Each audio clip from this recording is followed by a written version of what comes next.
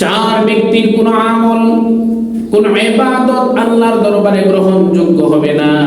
সে যতই আমল করুক না কেন, যতই ইবাদত করুক না কেন, যতই দান সদকা করুক না কেন, আল্লাহর দরবারে কোনো গ্রহণযোগ্য হবে না।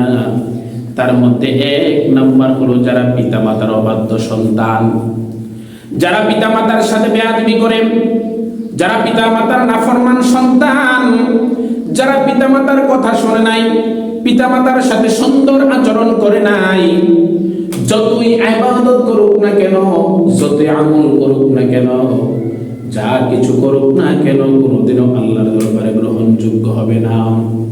কারণ এই দুনিয়ার জমিনের ভিতরে, এই দুনিয়ার চেহারা আমি দেখলাম, আমি সন্তানের চেহারা দেখলাম, আমি দুনিয়ার জমিনের ভিতরে সন্তানের চেহারা দেখলাম, সম্পদের মালিক হলাম, কোটি টাকার মালিক হলাম, যাই কিছু আমি হলাম, সুন্দর স্ত্রীর চেহারা দেখলাম, সব কিছুর অবদান হলো পিতা এবং মাতা। এই দুনিয়ার জমিনের ভিতরে সকলেই স্বার্থে ভালোবাসেন।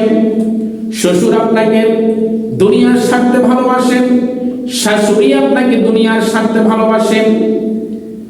অদুনিয়ার মুসলমান শুনে নেন, এই দুনিয়ার জমিনের ভিতরে স্বামী আপনাকে স্বার্থে ভালোবাসেন, স্বামীও আপনাকে স্বার্থে ভালোবাসে, ভাই আপনাকে স্বার্থে ভালোবাসেন, বোন আপনাকে স্বার্থে ভালোবাসেন। আপনার টাকা আছে, আপনাকে আপনার ভাই ভালোবাসে, আপনার সম্পদ আছে, আপনার বোন আপনাকে ভালোবাসে, আপনার টাকা আছে, আপনার শ্বশুর আপনাকে ভালোবাসেন, আপনার টাকা আছে, আপনার শাশুড়ি আপনাকে ভালোবাসে, শালা শাড়ি আপনাকে ভালোবাসে। দুনিয়ার স্বার্থ ছাড়া কেউ কাউকে ভালোবাসে না। একমাত্র দুনিয়ার জমিনের ভিতরে স্বার্থ ছাড়া যদি কোনো মানুষকে ভালোবাসে, মা এবং বাবা তার সন্তানকে ভালোবাসে। আল্লাহু আকবার। দুনিয়ার মুসলমান ইমানদার, এজন্য আল্লাহর নবী সাল্লাল্লাহু আলাইহি ওয়াসাল্লাম বলেন, তুমি দুনিয়ার জমিনে যত ইবাদত করো, কোন ইবাদত আল্লাহর দরবারে গ্রহণযোগ্য হবে না যদি তুমি পিতামাতার অবাধ্য সন্তান হয়ে থাকো, যদি তুমি পিতামাতার নাফরমান হয়ে থাকো, তুমি যদি পিতামাতাকে অসন্তুষ্ট করে থাকো, তুমি যদি পিতামাতার সাথে সুন্দর আচরণ না করো, যতই দান সদকা করো না কেন, যতই ইবাদত করো না কেন, আল্লাহর দরবারেও কোনোদিন গ্রহণযোগ্য হবে না। দুনিয়ার মুসলমান ইমানদার, লক্ষ্য করে শুনে নেন। 2 নাম্বার হলো, ওই ব্যক্তির কোন ইবাদত কবুল হবে না, ওই ব্যক্তির কোন আমল কবুল হবে না যেই বান্দা কোন মানুষকে দান করে খোটা দেয়, যেই বান্দা কোন মানুষকে কিছু সাদকা করে খোটা দেয়। যেই কোনো মানুষ দুনিয়ার জমিনের ভিতরে বিপদে পড়ে গেলেন, আপনি দান করলেন, সহযোগিতা করলেন, আর তারপরে আপনি যদি খোটা দেন, আপনি যত বড় আমল করেন না কেন, যত বড় ইবাদত করেন না কেন, কোনোদিনও সেটা আল্লাহর দরবারে গ্রহণযোগ্য হবে না। ও দুনিয়ার মুসলমান ইমানদার, এই অবস্থানটা পৃথিবীর জমিনে মা বোনদের মধ্যে বেশি পাওয়া যায়। মা বোনেরা যখন কোনো কিছুই দেয়, আর কোনো কিছু নিয়ে তর্ক বিতর্ক যখন শুরু করে দেয়, তখন এই খোটা দেয়, আমি তোমাকে এটা দিয়েছি, আমি তোমাকে সেটা দিয়েছি। না, আপনি যদি খোটা দানকারী হয়ে থাকেন, যতই ইবাদত করেন না কোনো ইবাদত আল্লাহর দরবারে গ্রহণযোগ্য হবে না।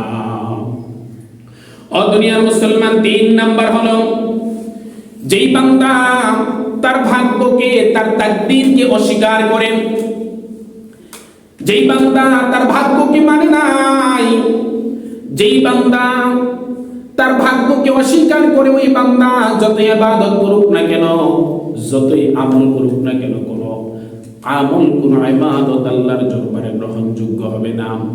আমি দুনিয়ার জমিনের ভিতরে দেখলাম, কিছু মানুষ আছে অসুস্থ হয়ে গেলেন, তখন যদি জিজ্ঞাসা করা হয় আপনার কি অবস্থা, তখন আল্লাহর প্রতি নারাজ হয়ে যায়, আর জবানে বলে আল্লাহ তাআলা আমাকে দেখেছে, অন্য কাউকে দেখে নাই।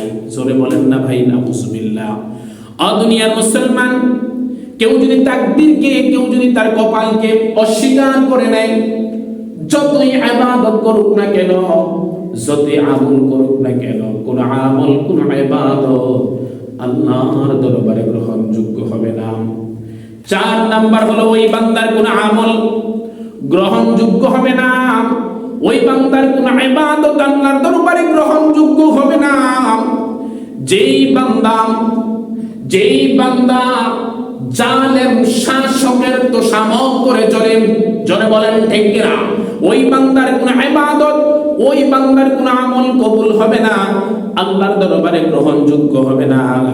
যেই বান্দাটা জালেম শাসকের তোষামত করে চলে, 5 টাকা সরকারের গোলামি করে চলে, এটা যদি ইসলাম বিরোধী হয়, কোরআন বিরোধী যদি হয়ে থাকে, ওই শাসক যা বলবে তাই মানবে, একটু যাচাই বাছাই করবে না, আলেম ওলামাদের বিরোধিতা করতে একটু চিন্তা করবে না, কোরআন হাদিসের বিরোধিতা করতে একটু চিন্তা করবে না, ও দুনিয়ার মুসলমান, ওই বান্দার কোনোদিন ইবাদত গ্রহণযোগ্য হবে না।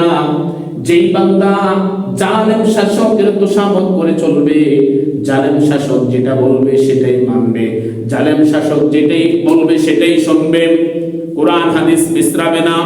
আমরা চাই দুনিয়ার জমিনের ভিতরে আমাদের নেতা হবে কোরআন ওয়ালা নেতা, আমাদের নেতা নেতা হয়ে যাবে ইসলামের নেতা, আমাদের শাসক আমরা এমন চাই পৃথিবীর জমিনে কোন ইমাম যদি না থাকে, ওই ইমামের জায়গায় যেহেতু আমাদের যিনি শাসক, যিনি আমাদের নেতা, যিনি সমাজের নেতা, যিনি ইউনিয়নের নেতা, ওয়ার্ডের নেতা, থানার নেতা, তিনি যেন সব সময় 5 ওয়াক্ত নামাজ সঠিকভাবে আদায় করে নেয়, এবং কোনো আলেম যদি না থাকে ওই আলেমের জায়গায় যেন যাইয়া আলেমের কাজ শেষ করতে পারে, এমন নেতা আমরা চাই, ঠিক কিনা? দুনিয়ার মুসলমান, তাহলে ওই বান্দার ইবাদত কবুল হবে না। যেই বান্দা জালেম শাসকের তোষামত করে চলেন, তাহলে 4টা মানুষের ইবাদত গ্রহণযোগ্য হবে না।